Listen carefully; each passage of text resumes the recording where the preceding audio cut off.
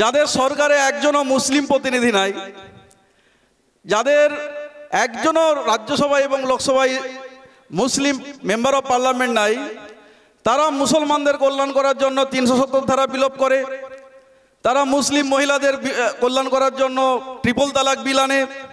কিছুদিন পরে এখন তারা ওয়াকফ এনেছে, কিছুদিন তারপরে তারা বলবে যে আমরা মুসলমানদের কল্যাণের জন্যই আসলে ইউনিফর্ম সিভিল কোডটা।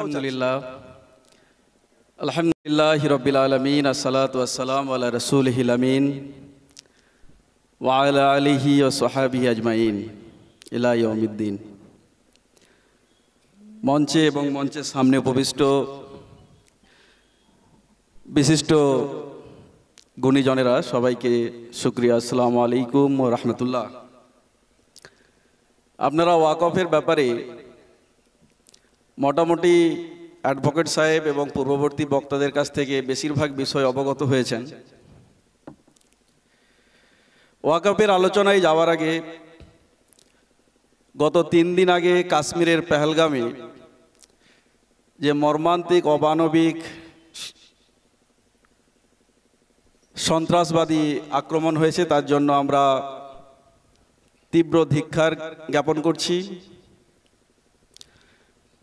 আমরা দ্ব্যর্থহীন ভাষায় বলতে চাই, যারা এই ধরনের কাজ করে তাদের সঙ্গে ইসলামের দূরতম কোনো সম্পর্ক নাই। আসলে ইসলামের নাম নিয়ে যারা সন্ত্রাসের কাজ করে তারা যেমন ইসলাম চায় না, ইসলামের খায়ের খা নয়, আবার সন্ত্রাস দমনের নাম করে যারা হিন্দু মুসলিমের বাইনারি খেলে তারাও অ্যাকচুয়ালি সন্ত্রাসবাদের বিরুদ্ধে নয়। এইটা আমাদের দ্ব্যর্থহীন ভাষায় বুঝতে হবে। আমরা দেখতে পেলাম অত্যন্ত বিস্ময়ের সঙ্গে গোটা পৃথিবীর বিষ ফোড়া জারজ রাষ্ট্র ইসরায়েলের সমর্থন যারা করে, মূলত আক্ষরিক অর্থে তারা পৃথিবীর সবথেকে বড় সন্ত্রাসবাদী, তারাই সন্ত্রাস মিটিয়ে দেওয়ার জন্য এখানে মায়া কান্না করছে। যাই হোক, আমরা দ্ব্যর্থহীন ভাষায় এই সন্ত্রাসী কর্মকাণ্ডের তীব্র ধিক্কার এবং ঘৃণা জানাচ্ছি।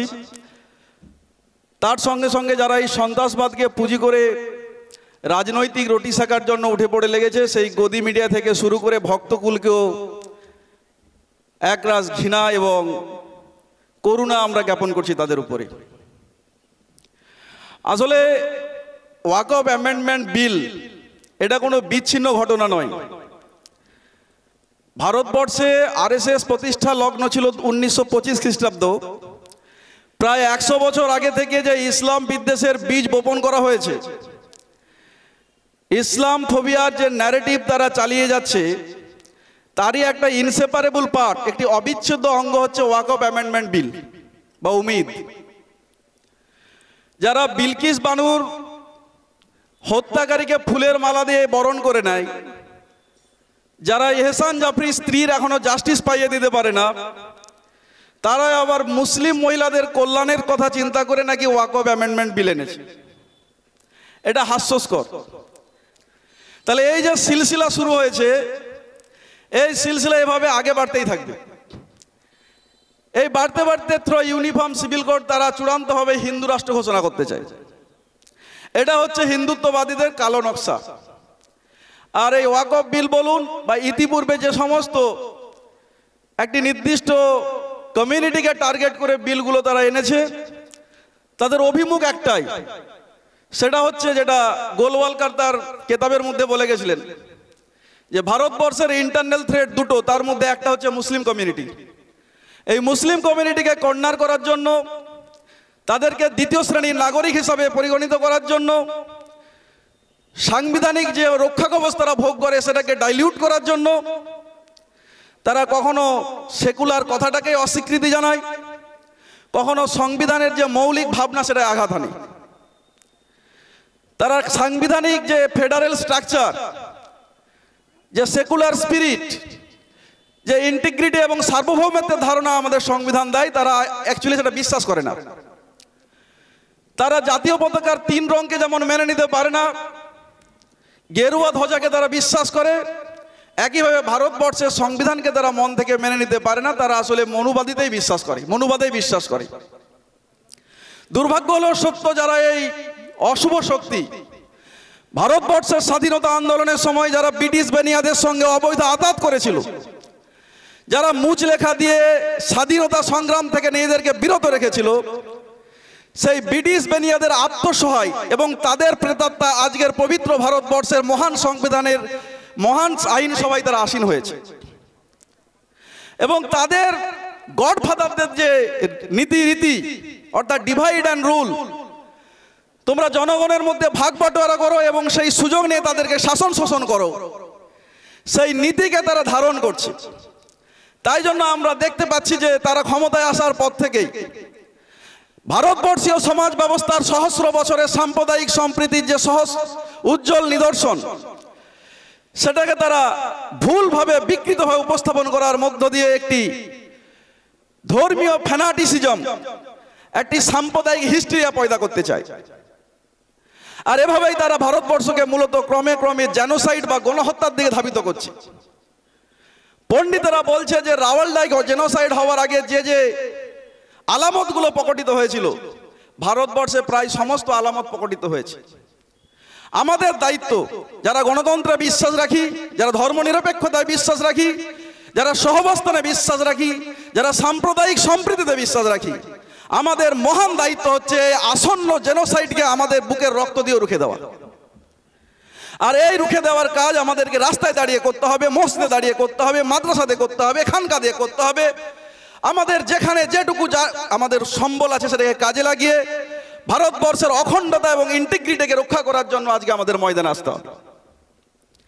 এ ধরনের পকেট মিটিংগুলো আমাদেরকে সেই হৌসলা, সেই বলবলা দেয়। আমরা হয়তো আগামীকালকের 26-এর ব্রিগেড সভায় উপস্থিত হতে পারবো না, কারণ সেটা পোস্টপোন করা হয়েছে। এই সভাটা মূলত আগামীকালকের ঐতিহাসিক ব্রিগেড প্যারেডে যে ওয়াকফ বিরোধী মহাসমাবেশের ডাক দেওয়া হয়েছিল, তারই প্রস্তুতি নেওয়ার জন্য এখানে ডাকা হয়েছিল। আপনাদেরকে আমরা ইনশিওর করছি যে আপনারা মায়ুস হবেন না। ইনশাআল্লাহ রহমান এই সভা হবেই হবে এবং ব্রিগেড প্রাউড গ্রাউন্ডেই হবে। কবে হবে? অতি দ্রুত, আজকালকের মধ্যে আপনাদেরকে তথ্য দেওয়া হবে। এই ওয়াকফ আন্দোলন কোনো বিচ্ছিন্ন আন্দোলন নয় যে আপনারা আসবেন, আন্দোলন করবেন, চলে যাবেন। এই আন্দোলন একটা সুদূর প্রসারী এবং দীর্ঘ মেয়াদী আন্দোলন। আপনাদেরকে এই সিদ্ধান্ত নিতেই হবে, যতক্ষণ না এই কালা কানুন রোল ব্যাক হচ্ছে, যতক্ষণ না এই কালা কানুন তারা উইথড্রল করছে, আমাদেরকে ময়দান ছেড়ে চলে গেলে হবে না। আমাদেরকে মজবুরি করতে হবে তাদেরকে। তারা যতক্ষণ না এই আন্দোলন, এই কালা কানুনকে রোল ব্যাক করবে, আমরা ততক্ষণ রাস্তা ছাড়বো না। কারণ আমাদেরকে প্রমাণ করতে হবে, তাদেরকে বুঝিয়ে দিতে হবে যে তোমাদের কাছে সদন থাকলেও আমাদের কাছে সড়ক আছে।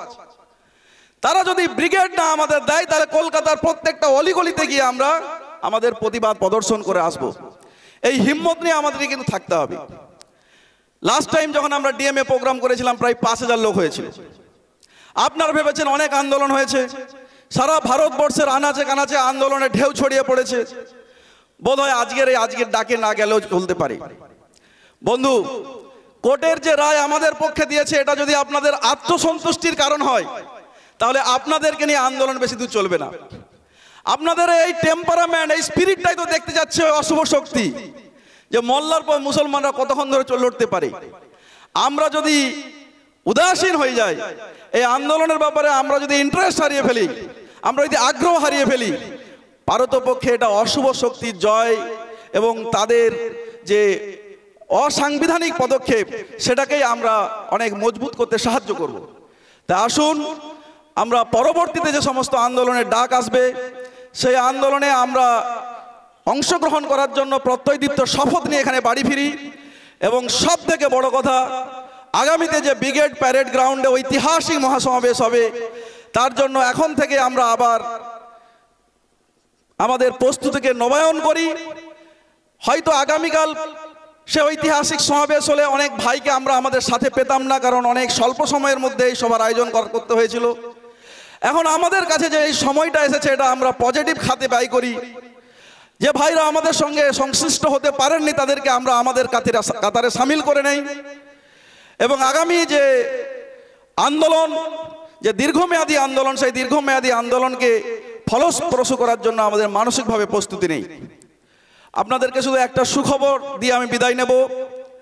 পূর্ব মেদিনীপুর জেলা পর্যায়ে যত জামাত, যত তানজিম, যত সংগঠন, মিল্লাতের যে সমস্ত রাহবাররা কাজ করছে, আমরা চেষ্টা করছি একটি কমন প্ল্যাটফর্মে এসে সবাই একত্রিতভাবে মিল্লাতকে খিদমত প্রদান করার জন্য। আমাদের দুটো মিটিং হয়ে গেছে, যেহেতু আন্ডার ডিসিশন আছে আমি কিছু আপনাদের সামনে বলছি না। আগামীতে একটি মিটিং আছে ইনশাআল্লাহুর রহমান। আমরা ওই মিটিংয়ের মধ্য দিয়ে সমস্ত তবকা এবং ঘরানার মিল্লাতের সমস্ত চিন্তা এবং ফিকরে যারা বিভিন্ন তবকাগুলো আছে তাদেরকে এক প্ল্যাটফর্মে এসে সম্মিলিত প্রক্রিয়ার মধ্য দিয়ে দুর্বার আন্দোলন করবো ইনশাআল্লাহ। আল্লাহ রাব্বুল আলামিন আমাদের তৌফিক আতা করুন। ওয়া আখির দাওয়ানা আলহামদুলিল্লাহি রাব্বিল আলামিন।